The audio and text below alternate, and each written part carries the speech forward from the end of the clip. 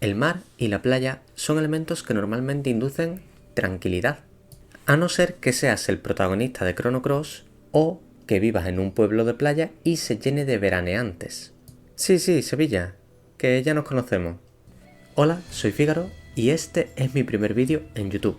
Y como ya te puedes imaginar, voy a hablar de Chrono Cross, ya que hace poco me lo pasé de nuevo aprovechando la versión remasterizada, y es cierto que aunque ya me gustaba, ha sido en esta segunda partida donde ciertos detalles me han volado la cabeza. Bueno, eso y que tenía ganas de hablar en internet.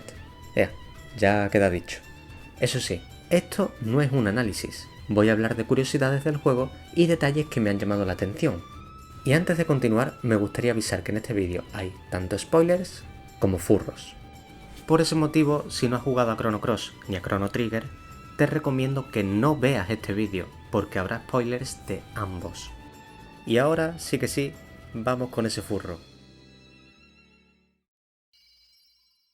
Chrono Cross es un JRPG por turnos de Squaresoft lanzado originalmente tanto en Japón como Estados Unidos para Play 1, ampliando fronteras en 2022, cuando Square Enix lanzó una remasterización llamada The Radical Dreamers Edition, la cual incluye novedades como localización a distintos idiomas que no tenía la original, gráficos y arte del juego renovados, además de incluir la novela visual Radical Dreamers, cuya versión original se lanzó para Stellaview y no salió de territorio japonés, siendo esta una idea muy básica de lo que terminó siendo la historia de Chrono Cross.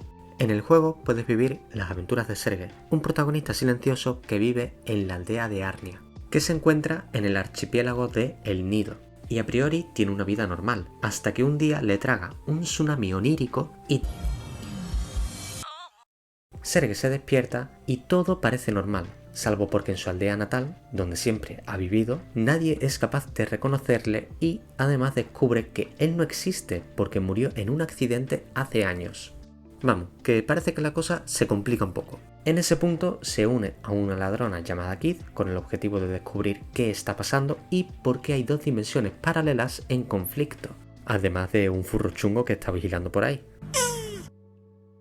Estas dimensiones se denominan como mundo original y mundo alternativo, dependiendo de si Serge vive o no. Y ahora que ya tenemos un poco de contexto, pasamos a los detalles. En el juego hay hasta 45 personajes jugables, que en un principio iban a ser 64. Y ya de entrada se nota que es algo distinto al resto de RPGs de Square, donde el número de personajes jugables es inferior, de hecho muy inferior. Aunque claro, la mayoría de personajes son secundarios, de hecho puedes pasarte el juego y no haber conocido a muchos de ellos. Otro detalle relacionado con los personajes ocurre al comienzo, y diría que es algo que no he visto en otro RPG, al menos así de entrada. Al acabar la cinemática de introducción del juego y comenzar la acción, se pueden ver a tres personajes. Uno es Serge, otro es Kid y hay un tercer personaje que será seleccionado aleatoriamente entre el resto de personajes del juego. Y como se puede ver, cada personaje tiene su propia forma de hablar. En principio puede parecer un tema más relacionado con la localización, pero Chrono Cross ya era así en su versión original. Es decir, el equipo de desarrollo creó un sistema de acentos con el objetivo de no tener que traducir de forma manual los diálogos genéricos de todos los personajes. De esta forma, aunque haya comentarios genéricos, al leerlo lo relacionarás con la forma de hablar concreta de ese personaje y le dotará de cierta identidad. Ejemplos claros serían el de Arle, hablando en francés, Peque, que habla como si estuviéramos en la época del Messenger, también estarían Salazar y Pimentel, Zoa, Fargo, Luciana y un largo etcétera, porque diría que prácticamente todos los personajes tienen su forma de hablar. Bueno, todos excepto Serge. Como ya he mencionado anteriormente, Serge es un protagonista silencioso, lo que quiere decir que para expresar sus emociones se utilizan ciertos mecanismos como por ejemplo gestos o respuestas de los personajes a algo que estaría diciendo Serge, pero claro, tú ves que no dice nada. Aunque, curiosamente, hay algún momento en el que se le escapa un monosílabo, por ejemplo, cuando suben al Celves. Por otra parte, también se habrían adaptado los nombres de algunas zonas, como por ejemplo la Playa del Paso, que sería Opasa Beach en inglés, además de los nombres de algunos personajes, como por ejemplo Irenes en japonés, también es Irenes en inglés, en cambio en castellano sería Serena. Lo mismo ocurriría con Corcha, tanto en inglés como en japonés, que sería Peque en castellano. En cambio, Lazuli en japonés es Razli en inglés, pero en castellano se parece más al japonés, siendo también Lazuli. También habría nombres de algunos personajes que no han sido alterados en su localización, como Serge, Kid, Radius y Glenn. Y como ejemplo final tendríamos al furro, Lynx, que mantiene su nombre del inglés, mientras que en japonés sería Yamaneko, que debe su nombre a un felino. Y furros aparte, en ciertos momentos el juego ofrecerá libertad para viajar por el archipiélago con el fin de hacer secundarias, reclutar personajes, conseguir ítems y técnicas entre otros. De hecho, llegado el momento de infiltrarse en la mansión de los ofidios, el juego te permite incluso elegir entre varias rutas. La historia será la misma, y lo que ocurre allí no cambia, pero durante el camino sí cambiarían los personajes que consigues, los jefes a los que te enfrentas y los objetos que te puedes encontrar. Si eliges la ruta del río, conseguirás a Gil, mientras que si vas por el bosque consigues a Mickey, y por otra parte, si vas de frente con el pecho al descubierto, por la puerta de la mansión, conseguirás a Pierre. Y esto, aunque no lo parezca, es importante, porque solo se puede conseguir uno de los 3 personajes en la misma partida. Por este motivo, si quieres conseguir todos los personajes del juego, tendrás que pasártelo como mínimo 3 veces. Otro punto a destacar es que si vas con ciertos personajes durante ciertos eventos del juego, se mostrarán unos diálogos que desvelarán algo más de la trama sobre dicho personaje e incluso su relación con otros. Por ejemplo, en la primera visita a la isla del dragón del agua, cuando las hadas son atacadas por los enanos, en caso de llevar a Lazuli en el equipo, esta se horrorizará al llegar, además de tener conversaciones con las distintas hadas. Esto que acabo de comentar es un fragmento de la historia principal del juego, es decir, que va a ocurrir con o sin ese personaje, salvo que si la llevas pues vas a ver algo más de desarrollo. En el caso de las secundarias es bastante parecido, lo único que cambiaría es que necesitas llegar a un punto concreto del juego y llevar a un personaje para desbloquearla. Un ejemplo sería la secundaria de Cars, en la isla de los malditos del mundo alternativo, siendo necesario acabar dicha secundaria para desbloquear la de Riddle, estableciéndose así relaciones incluso en las tramas secundarias del juego. Y esto tiene bastante miga, hay que pensar que el juego tiene 2 dimensiones y cada una tiene sus personajes propios en situaciones bastante diferentes. Y mantener la coherencia entre una y otra, no solo en la trama principal, sino también en las distintas secundarias, tiene bastante mérito. Y algo que realmente me sorprende de este juego es cómo une la historia con Trigger, ya que Chrono Cross no es una secuela al uso. Lo fácil o lo cómodo habría sido tomar los personajes de Chrono Trigger y continuar donde este acabó, o por otra parte, que fueran los hijos de los protagonistas quienes se encargasen de la nueva aventura, poniendo algún impedimento random a los personajes de la primera parte para no participar en la que sería la nueva entrega. Y si te suenan estos tropos es porque ya están más quemados que un petardo en las secuelas de RPGs. Chrono Cross, en cambio, toma algunos puntos clave de Chrono Trigger y elabora una trama propia, lo que precisamente termina generando cierta controversia, ya que se ponen en tela de juicio ciertos acontecimientos del primer juego. Por ejemplo, Luca, en una carta para Kid, manifiesta sus dudas en relación a haber salvado al planeta de Lavos, ya que habiendo eliminado al alien, aquellas épocas futuras posteriores al día de Lavos dejarían de existir, y con ello los supervivientes al cataclismo. Es más, Luca manifiesta también su miedo a que alguien del futuro, de alguna forma, pudiera viajar en el tiempo para vengarse de ella y sus amigos. De esta forma se plantea si realmente hicieron bien salvando al mundo o, por el contrario, si condenaron a muchos otros. Y sí, esto parece que genera una paradoja temporal, ya que si has borrado ese futuro, ¿quién va a venir a buscarte, Luca? En este punto he visto fans de Chrono Trigger que tildan de sinsentido a esta segunda parte, llegando incluso a considerarla como no canónica. Y a ver, no me voy a meter en esto porque realmente no me parece mal. Si no te gusta, pues mira para otro lado y quédate con lo que realmente has disfrutado. Al fin y al cabo, es un puto videojuego. Lo que sí es cierto es que hay momentos en la historia donde las tramas de ambos juegos se cruzan y es ahí donde todo se tuerce un poco, siendo necesario un ejercicio mental para cuadrar las piezas. Aunque aquí voy a hacer un inciso, y es que esto no empezó propiamente en Chrono Cross, aunque se podría decir que sí fue la causa. En la versión de Play 1 de Chrono Trigger, que salió semanas antes de Chrono Cross, hablo de Japón, obviamente, en el final del juego se puede ver cómo Luca recoge a un bebé rubio con el colgante de Scala. Ese bebé es Kid.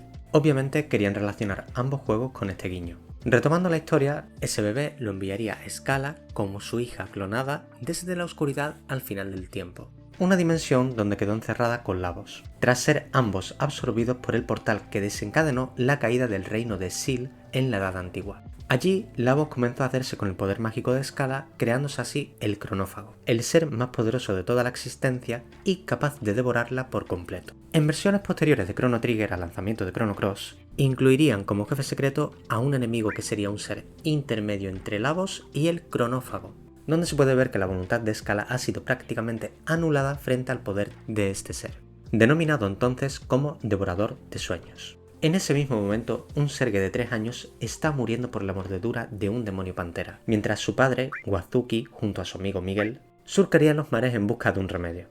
De verdad, me encanta que haya un personaje que se llame Miguel.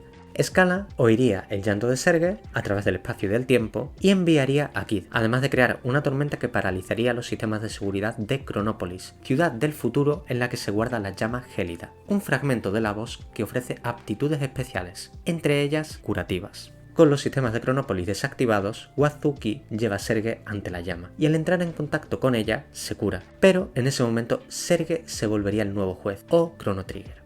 Ado, por otra parte, que es el supercomputador con conciencia propia, sí, una IA, que controla Chronopolis, pierde el acceso a la llama gélida ya que habría un nuevo juez, y al ser consciente de ello, tras acabar la tormenta que pausó su sistema, decide acabar con la vida de Serge. Para ello, corrompe la mente de Wazuki, que ahoga a Serge en el mar, produciendo así la divergencia entre dimensiones. Una en la que Serge vive y otra en la que no. Ahora, ¿cómo sobrevive Serge? Con Kid viajando en el tiempo y parando a Wazuki en ese instante, pero teniendo como resultado que este se convierta en un furro, fruto de la corrupción de Ado, y tomando una forma parecida a lo que más temía Serge, el demonio pantera. Hasta este punto, a ver si me entero. A Serge le persigue un furro que realmente es su padre y a su vez ha sido dominado por una IA. Nada, este juego sí que está adelantado a su época. Resumiendo mucho, Serge sigue con su vida hasta que en el comienzo de la historia viaja al mundo alternativo y comienza el viaje que decidirá su destino. Entonces Serge conoce a Kid, se infiltran en la mansión de los Ofidios y ocurren una serie de cosas hasta que el furro le roba la identidad a Serge para tener acceso de nuevo a la llama gélida. De esta forma, recupera el control de Chronopolis, negando así el libre albedrío de la humanidad, porque ese siempre ha sido el principal cometido de Ado, controlar el devenir de la humanidad. En el transcurso de la aventura por recuperar su cuerpo, Serge descubriría el origen del archipiélago, que fue generado de forma artificial hace años cuando Chronopolis, por un experimento temporal fallido en el año 2400, fue llevada 15.000 millones de años al pasado. Y esos son muchos años. Tengo que decir que la verdad, me gusta que la trama haga referencia a viajes en el tiempo, ya que esta era la mecánica principal de Trigger y el hilo conductor de toda la historia. En cambio en Chrono Cross vas viajando entre dos dimensiones, pero no por ello han apartado de la trama los viajes temporales.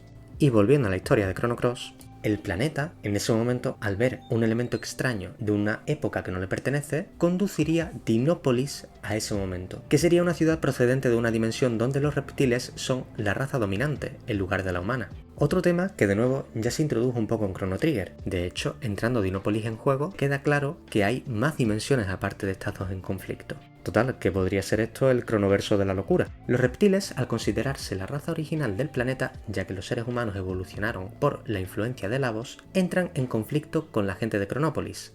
Con esto, de nuevo, resumiendo mucho, Serge recupera su cuerpo, el grupo acaba con Ado, la humanidad recupera el libre albedrío, pero entonces, cuando todo parece que ha acabado, plot twist. Y los dioses dragón, procedentes de la raza de los reptiles, esperaban la desaparición de Ado para intervenir y vengarse finalmente de los seres humanos por su relación con Lavos, a quienes llaman progenie de Lavos. En otro orden de cosas, Kid, tras el combate con Ado, se duerme y no quiere despertarse. Para liberarla, Serge usaría el poder de la Masamune. Sí, la misma espada que tenía Frog en Chrono Trigger, gracias a la cual viaja al interior de la mente de Kid, que está sumida en una pesadilla. Dicha pesadilla consiste en revivir el día que Kid vio cómo Lynx y Arle quemaron el orfanato de Luca, y además acabaron con su vida. Que sí, que se han cargado a Luca. Del resto de personajes del grupo de Chrono Trigger no se sabe nada, porque no es algo importante para el desarrollo de la historia de Chrono Cross, salvo en la ilusión de la campana de Nadia y en la playa del final del juego, donde sí verías ilusiones de Chrono, Luca y Marle, siendo estos unos niños. De Frog habría una referencia con el personaje de Glenn, ya que Glenn era el nombre real de Frog, y además ambos son guerreros y espadachines. Y Magus, que sería Gil, el cual no recuerda nada después de la batalla contra el Devorador de Sueños. Y otro detalle importante es que esta parte de Kid, de su trama, básicamente, es opcional. De hecho, en mi primera partida no la hice. Vamos, que me terminé el juego y no recuperé a Kid. Tras despertar de la pesadilla, con Kid de nuevo en el grupo, los personajes ponen rumbo a la Torre Terra, donde están esperando los dragones para ser derrotados y tras ello se desvela cuál es el enemigo final, el Cronófago. Para derrotarle tendrán que salvar a Scala usando el Chrono Cross, componiendo una canción con el color de los distintos elementos en un determinado orden, algo que ya adelantó un científico en Chronopolis y la misma Scala tras la batalla contra el devorador de sueños de Chrono Trigger. Y con la melodía del Chrono Cross de fondo, el Cronófago es derrotado para siempre y Scala queda liberada, deshaciendo a su vez la divergencia entre dimensiones y devolviendo todo a la normalidad.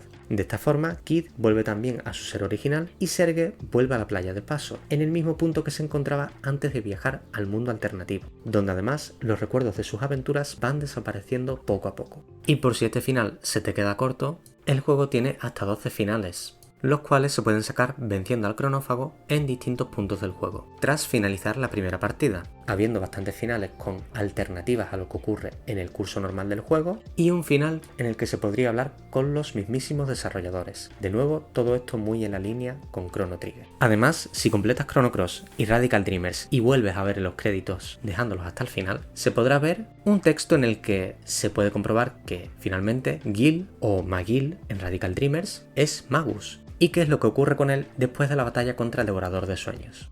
Algo que me pareció bastante curioso es que el juego, al final, cuando te encuentras con Crono, Luca y Marle chiquitos, te ofrece un resumen bastante aclaratorio de la historia del juego. Detalle bastante útil teniendo en cuenta que hay partes que directamente te las puedes saltar y otras que pueden ser un tanto ambiguas. Llegados a este punto y antes de concluir, me gustaría mencionar un detalle sobre la banda sonora. Aparte de que es buenísima, porque lo es, tiene temas un tanto caribeños que acompañan muy bien muchos escenarios del juego, además de la intro, que es un pepinazo, temas rescatados de Chrono Trigger y otros muchos que son propios. Pero hay una canción que desvela mucho con su título, Prisoners of Fate. Esta canción suena en determinados momentos del juego donde el destino juega un papel importante, pero hay un momento concretamente cuando el grupo conoce a Miguel y este les revela la existencia de Ado, que rige el destino de toda la humanidad, siendo esta a su vez prisionera del mismo Ado, siendo Ado en su localización inglesa Fate.